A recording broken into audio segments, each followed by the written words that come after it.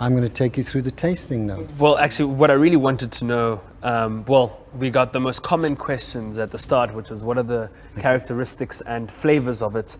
So I haven't had the opportunity just yet to be able to taste this particular Fino cask finished whiskey, and I think I'm quite excited now.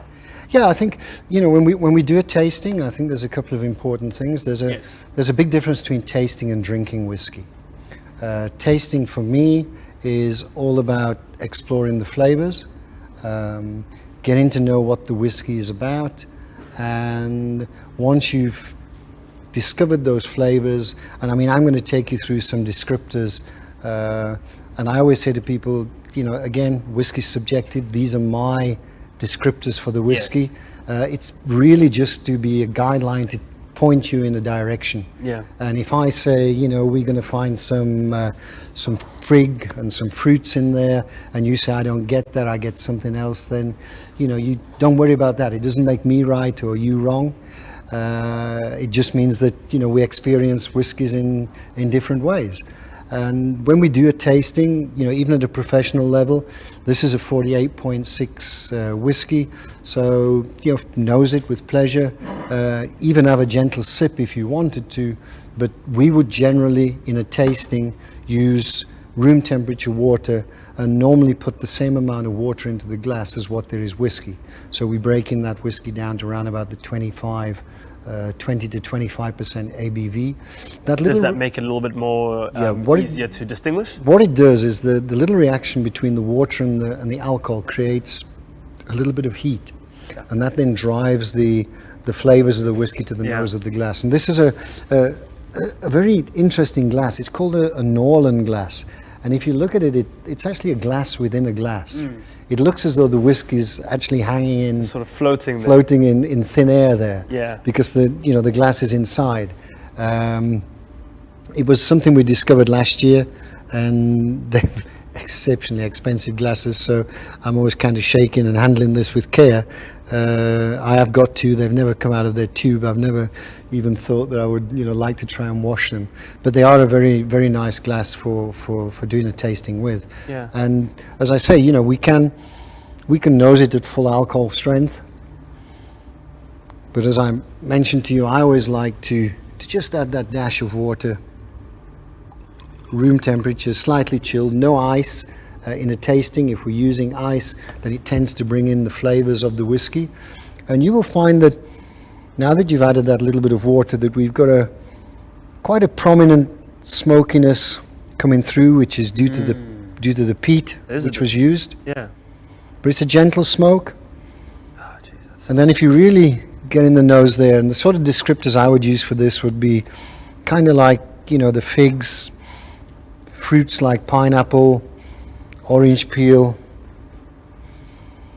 a little bit of pepper coming through there, and spice also coming through on the nose. I don't know what you find, if you find anything different in there. I was going to ask, is there a bit of a note of, definitely getting the spice, but is there a note of any honey in there too? Could be, yeah, kind of a honeyed sweetness coming through. And if we just take a small little sip, and I had a friend, well, not a friend, he's a very good friend, but also a legend in the industry called Pierre Menkes. And Pierre always said that, when you're appreciating whiskey and you're tasting whiskey, you should hold the whiskey in your mouth for a second for every year of maturation. So for this particular whiskey, let's try what Pierre says. Just before you take a sip, now, got a bit of a strict policy that I don't drink on the job, but part of the job is drinking for this one. And I'm fascinated to know how much you then drink while doing this on a daily basis, and how much of it, of course, that you have to, spit. Yeah, well, it's a good question, because we will, on average on a day, I would probably look through, 15 to 20 different samples. 99.9% of our decisions which are taken on our whiskies are done organoleptically. In other words, using our senses of smell and taste. We do not rely on, even though we can analyze these through GC machines, gas chromatography, chromatography machines. We can see exactly what is in there. We do not make decisions based on that. And coming to say that as well, in that on the decisions, I personally rely a lot more on my nose than I do on my taste. I always think because your nose is more sensitive, you have 5 primary smells over 30 primary nasal Yes. smells. And I always say that if it gets past my nose, then I shouldn't have a problem with it on the tasting. So a lot of my decisions first come through the nose and what I experience through that. And you already tell whether how good it's going to be. I really can, and I've got this very annoying habit which my wife wants to really give me a big bang across the head every time we go out. You smell everything. The first thing I do is I always pick the wine glass up or the glass in the restaurant, and I always make sure smell it. I do. It's a habit I've got because I've done so many tastings in faraway places where if it's not been the glasses haven't been clean, or they've been wiped with a damp cloth, or the water quality isn't right. I mean, that's another thing. If you're going to spend 300, 400 plus rand on a bottle of whiskey, there are certain parts of the country where the water is pretty heavily chlorinated. So, do yourself a favor, do a little bit of either a water filter, or pay that extra 10, 15 bucks and get yourself a good bottle of still water to use for your breakdown of your whiskey. And don't forget as well, if you enjoy whiskey with ice and you freeze your tap water, then it's got the same effect as putting chlorinated water in if you're in one of those regions. So just remember that too. If you're going to freeze water, then make sure it's also the still water, which comes out of either a filtered water or it comes out of a bottle which you've bought. Because there's so many times I've seen it where the whiskey gets the blame for circumstances which are totally out of the whiskey's control. Yeah. So that's important. So back to your thing about tasting. In works hours, no, we will always spit. We do not taste. In this particular case, I want you to experience the whiskey. So, I'm not expecting you to empty the glass. It's a small little sip. And as we say, as Pia says, let's see if we can hold it there for that 9 seconds. Let it float around your mouth. Let all of your senses, front, back, top and bottom of the tongue, and let everything come into. You just want to swirl it around as much as That's possible. right, yeah. Now, what I'm expecting you to find on this one is that, if you leave it in there, you're going to find that the smokiness comes through, but you find the grains have actually softened down the smoke. It's not powerful. You're going to get a little bit. You said honey.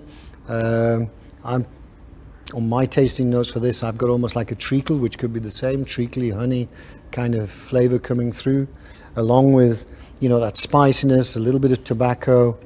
Again, coming from the smokiness of the peat, and then also from the pheno, that little playful hint, that nuttiness which I was going to say there's a bit which of comes through. Getting a bit of I don't know if it's the right sort of. I don't want to choose a particular nut, but I'm getting a bit of a hazelnutty. But I guess this is nuttiness as a whole.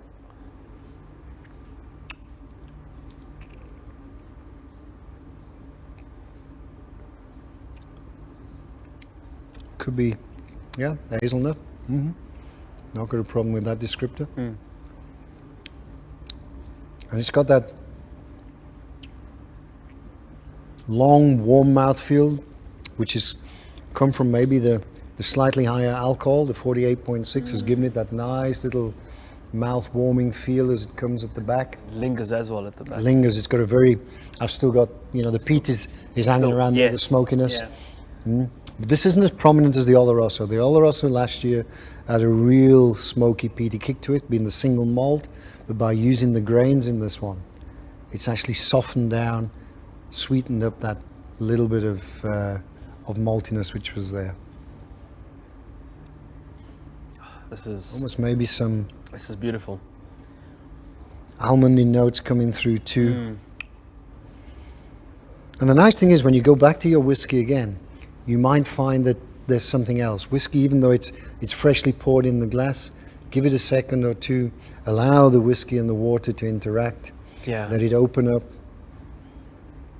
And again now, I'm starting to find that smoke is just settling down a little bit now in the glass.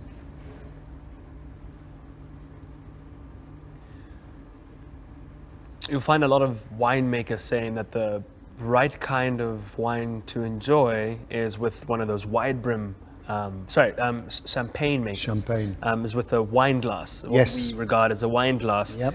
Much wider brim, not what has been commercially been sold as the tiny little flutes. Yeah. Because you don't let as much of the aroma through, and the liquid doesn't have the chance enough to be able to react and open up in that way, so you can fully enjoy the whole body of it. What would you say then is for you the right kind of glass, or the right kind of width of any container that you're using to drink liquid?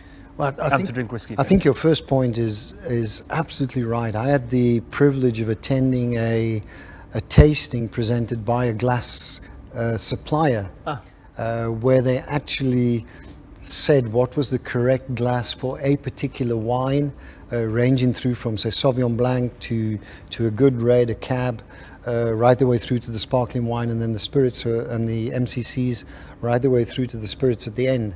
And what they did was they had their glass design alongside a typical glass. And you could not believe the difference. And like you mentioned now about the MCC or the sparkling wine, the champagne in a flute against it in what some people would say, well, this is a wine glass. Yeah. It actually opens it up so much more. And the same with the Sauvignon Blanc. The glass was slightly different and had a different effect. The same with whiskey. When you're tasting, I would look for something with a slightly narrower top than what we've got with the Nolan. In other words, you concentrate those aromas around the point of your nose. You don't give, in a tasting, the opportunity for the whiskies to escape, the flavors to escape around you. So you're really trying to concentrate them in the area where you can focus. Just for tasting? Or just for tasting. Okay. I think when you're drinking, then again you look at that typical kind of whiskey goblet, the wider glass, preferably not square glass, because you tend to find then, and through experience I've noticed this, that with the square glass you do that and it runs down the sides. So, and nice rounded or even a hexagonal shaped whiskey, something which brings the whiskey to the center of your mouth to be able to swallow. And this one, I find the Nolan glass is for me a perfect drinking glass. Ideal, not too big. Even a small dram in here looks like a healthy dram, and there's enough room to add the water. As I say, I would usually just put a few drops of water in my whiskey. I've managed to sneak in a couple extra cheeky sips because it is just that good. But what I'm realizing afterwards, that aftertaste that lingers, is a slight little touch of tobacco. Definitely just sort of sitting. And I think that's coming from, some people, it could be almost like a cigar boxy type of tiki wood, that sort of a smell which you get from it.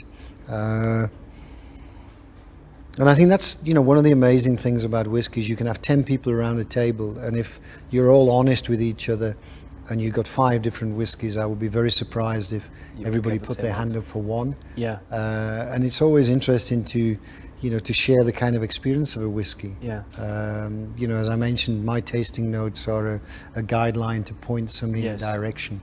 They're not cast in stone. Yeah.